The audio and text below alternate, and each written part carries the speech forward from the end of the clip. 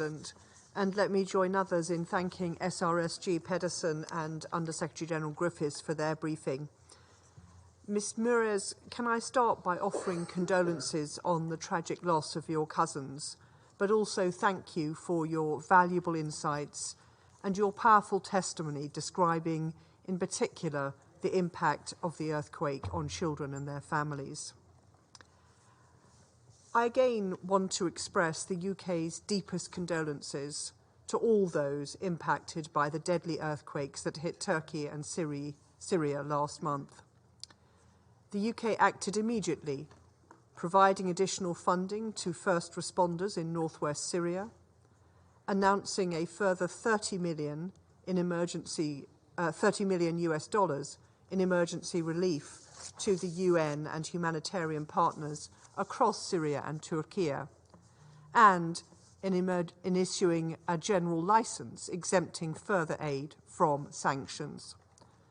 This has provided much-needed assistance, including shelter to thousands in freezing conditions.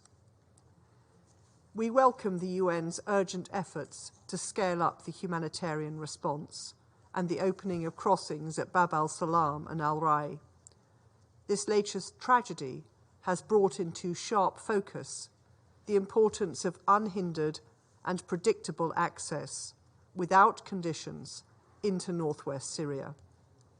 This Council must continue to monitor this closely in the light of ongoing concerns that the regime continues to divert and interfere with aid deliveries. President, colleagues, even before the earthquake hit, needs were already at their highest levels ever after more than a decade of conflict, during which the Assad regime has acted with complete disregard for the well-being of Syria and its people. We cannot allow the regime to use this latest tragedy to avoid taking responsibility for their actions. Just this month, the Council heard further evidence of the regime's criminal use of chemical weapons against the civilian population in Douma in 2018. Thousands of families are left without answers about loved ones who have disappeared into Assad's prison system. At the same time, the regime continues to project instability to the region, including through the production and smuggling of Captagon.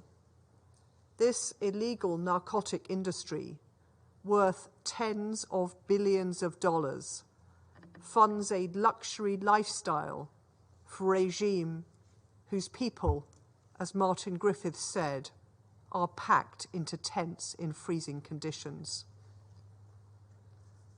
President, the people of Syria's immediate need is for humanitarian support, but they deserve and need more than that.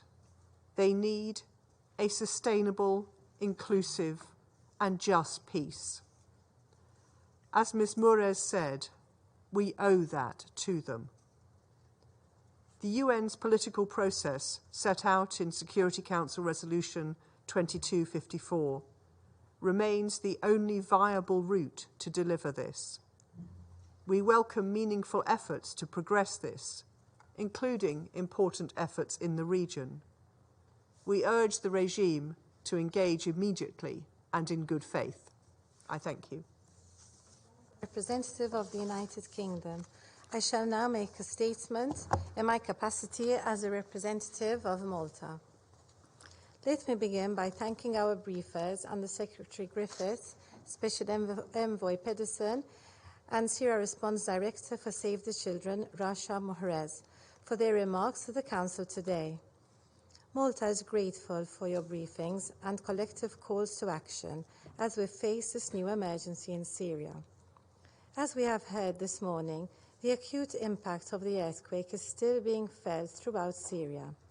Right across the country, and nowhere more than in the northwest, the scale of the crisis exceeds what was unimaginable less than 1 month ago. Water and sanitation, shelter, fuel, food and protection are now amongst the most immediate needs of the population. Prior to this last catastrophe, some 15.3 million Syrians were already in need of emergency humanitarian assistance. Now, more than ever, we must work collectively to address this dual humanitarian crisis. Council members, the impact of the disaster on children has been devastating. We have heard of 1,300 schools or temporary learning facilities in Syria damaged or destroyed, with educational support needed for some 6.4 million children. Unaccompanied and separated children are in urgent need of protection and appropriate care arrangements, while family tracing and case management can take place. Families require emergency psychological support, psychosocial support to help them recover from the horror they have lived through. Women and girls deserve protection and a gender-sensitive humanitarian response.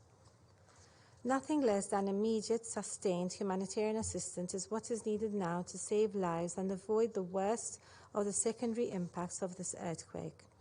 We remain supportive of the principled delivery of humanitarian aid to all those in need and through the most effective and direct modalities.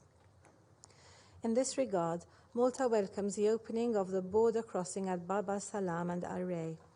We call for greater support for these operations and for member states to assist in unlocking the supply chain challenges the UN is facing, allowing the aid operation to scale up in size and speed up to rapidly meet the needs of the most vulnerable. Malta expresses our hope that cross-line operations can also be scaled up in the days ahead. However, we underscore the continued importance of Security Council Resolution 2672 and the additional border crossings, the scale and scope of which cannot be matched by cross-line operations at this time. Council members, this crisis is yet another devastating blow to the population of Syria. This earthquake has magnified and exacerbated the humanitarian suffering in Syria, yet we must not forget that it is far from the cause of it.